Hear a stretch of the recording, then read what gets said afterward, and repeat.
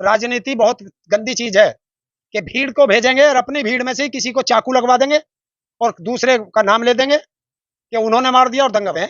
हरियाणा की जनता ने दिखा दिया ना, उन्होंने बता दिया कि यहाँ कोई प्रतिबंध नहीं लगेगा, जो नफरत फैलाएगा उस पर प्रतिबंध लगेगा। अब मैं फिर वही कह रहा हूं, इस देश से उसी दिन दंगे बंद हो जाएंगे जब देश की जनता कहने लगेगी कि जहां भी कोई यात्रा निकलेगी उसमें पहले प्रधानमंत्री का परिवार, मुख्यमंत्री का परिवार, मंत्रियों का परिवार, सांसदों का परिवार और जो धार्मिक आयोजन कर रहे हैं उनका सबका परिवार बच्चों समेत वो उस यात्रा में सबसे आगे चलेंगे, तब चलेंगे हम यात्रा में। ये प्रयोग है, संयोग नहीं, ये प्रयोग है, क्योंकि इन्होंने कार्य तो कुछ किया नहीं 10 साल में, तो अब जनता के पास जाकर के क्या दिखाएं कि हमने ये किया। तो जनता को आपस में हिंदू मुस्लिम के नाम पर ये फिर लड़ाना चाहते हैं, लेकिन जनता समझ गई है कि जो इनके दलाल लड़ाई कराते हैं जनता उनसे सावधान रहे।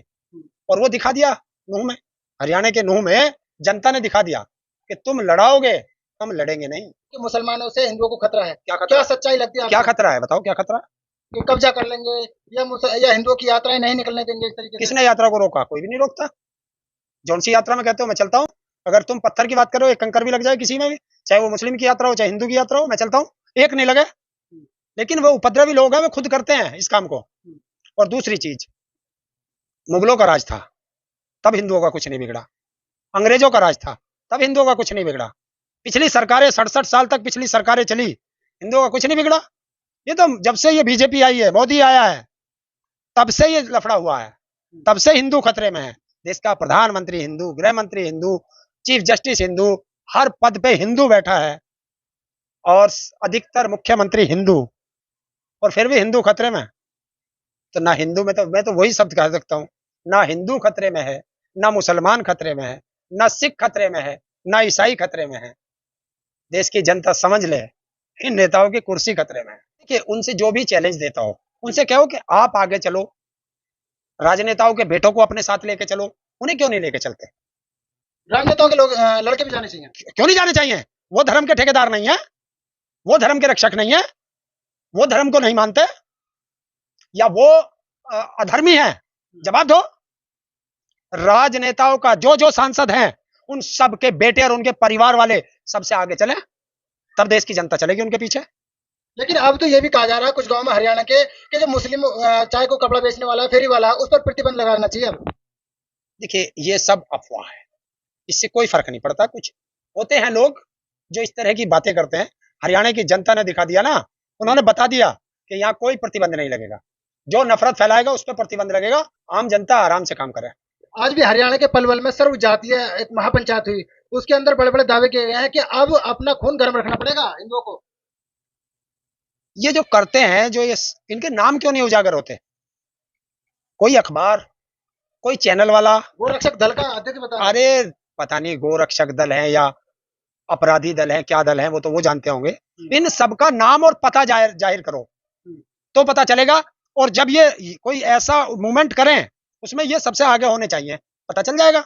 ये लोग क्या करते हैं कि गरीब मजदूर लोगों को भड़का देते हैं धर्म के नाम पर, वो आगे चले जाते हैं, दंगा हो जाता है, ये खुद दंगा करा देते हैं, स्वयं दंगा कराते हैं ये लोग। राजनीति बहुत गंदी चीज है कि भीड़ को भेजेंगे और अपनी भीड़ में से ही किसी को चाकू लगवा देंगे और दूसरे का नाम ले देंगे कि उन्होंने मार दिया और दंगा भड़का दिया। तो इसलिए देश की जनता से अनुरोध है कि ऐसे किसी इवेंट में ना जाएं जिसमें राजनेताओं के बेटे और उनका परिवार साथ में ना चल रहा हो, ऐसे किसी में ना जाएं। क्यों? कि तुम्हें धर्म के नाम पर भड़काएंगे और इनके बेटे मौज करेंगे, तुम्हारे हाथों, तुम्हारे बच्चों के हाथ में हथियार देंगे और अपने बच्चों के हाथ में लैपटॉप और कलम देंगे। देखिए, कौन किस खाप पंचायत ने कहा? तुम खाप पंचायत का बहुत कह रहे हो। नहीं, सर्वदलीय जो पंचायत हो रही है ऐसी जगह कितनी होती हैं, होने दो। सारी जातियों की हो रही है वहां पे, हिंदू तो फिर समाज के। तो फिर इसे क्यों लेके आए थे आप? अडवाणी को क्यों लेके आए थे पाकिस्तान से? और पाकिस्तान तुम्हारा प्रधानमंत्री क्यों जाता है? क्या करने जाता है पाकिस्तान प्रधानमंत्री? यही तो राजनीति है कि तुम्हें पाकिस्तान के नाम पर लड़ाएंगे।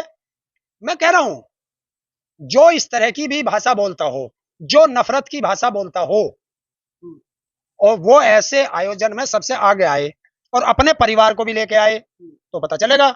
ये लोग नफरत फैला देते हैं, स्वयं पीछे हट जाते हैं और आम जनता को आगे कर देते हैं, क्योंकि हमारे देश में शिक्षा की बहुत कमी है।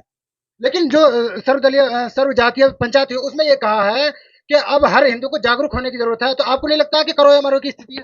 क्यों हिंदू को क्या है? हिंदू जागरूक क्यों नहीं है? हिंदू तो सब जागरूक है। पंचायत में तो कह रहे हैं कि करो मरो की हालात है। क्यों, क्या हो गया? क्या हुआ? हम तो आराम से रह रहे हैं, सब लोग आराम से रह रहे हैं, हिंदू भी आराम से रह रहे हैं, मुसलमान भी आराम से रह रहे हैं। आफत क्या है? आपको नाजुक हालात नहीं लगते? कहाँ नाजुक है? कहीं धार्मिक यात्रा में पत्थरबाजी होती है। क्या करने जाना है धार्मिक यात्रा में? किस भगवान ने कही है कि तुम मेरे द्वारे जो है हथियार लेके आई हो? या किस अल्लाह ने कही है कि तुम हथियार लेके आई हो? किसी धर्म ग्रंथ में लिखा है कि हथियार लेके मेरे द्वारे आना?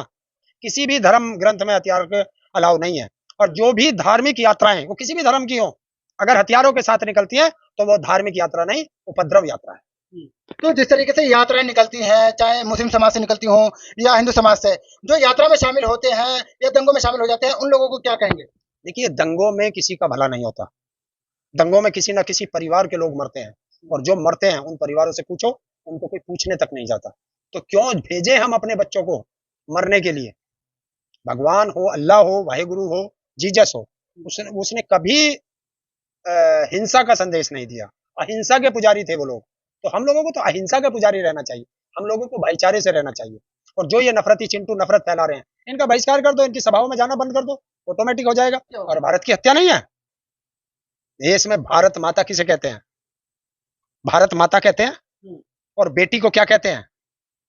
जब आप नवरात्रि में कन्या पूजन करते हो तो क्या करते हो? तुम पैर छूते हो, और उन्हीं कन्याओं की निर्वस्त्र करके तुम प्रेर निकाल रहे हो। तो ये भारत माता की हत्या नहीं है? क्या है?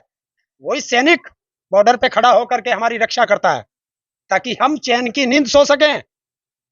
और उसकी पत्नी की हम रक्षा नहीं कर सकते? उसकी पत्नी की हम इज्जत लूटते हैं, उसको नग्न घुमाया जाता है इस देश में डूब के मरने के लायक किसी इंसान को जगह? वो देश का प्रधानमंत्री मणिपुर पे बात करते करते और संसद में ठाके लगा के हंस रहा है, तो उसे है शर्म? ये देश के प्रधानमंत्री की गरिमा का अपमान है संसद के अंदर। प्रधानमंत्री कह रहे हैं कि नई दुकान खुली है, जल्दी ही खत्म हो जाएगी। देखिए, पता नहीं दुकान किस किस की खुलेगी और किस किस की बंद होगी। ये तो आने वाला समय बताएगा और भारत की जनता बताएगी। जनता ही दुकान खुलवाती है और जनता ही दुकान बंद कराती है। और ये राजनीतिक पार्टियों को अगर दुकान कहते हैं, तो तुम्हारी भी एक दुकान है नफरत की। वो कब बंद होगी उसे भी जनता ही बंद करेंगे। जनता बंद करेगी? जनता ही बंद करती है। जनता इस देश में सर्वोपरि है। ये नेता अपने आप को बड़ा ना माने, और जो जो अपने आप को बड़ा मानेगा वो अहंकारी होगा। और अहंकार इस देश में जनता ने कभी नहीं सहा। अहंकार रावण को हुआ था, जनता ने उसका अहंकार तोड़ा। अहंकार कंस को हुआ था, जनता ने उसका अहंकार तोड़ा। अहंकार हिटलर को हुआ था, अहंकार जनता ने उसका भी तोड़ा। और सबकी मौत देख लेना कैसे हुई है। तो इसलिए देश के प्रधानमंत्री को अहंकारी नहीं होना चाहिए।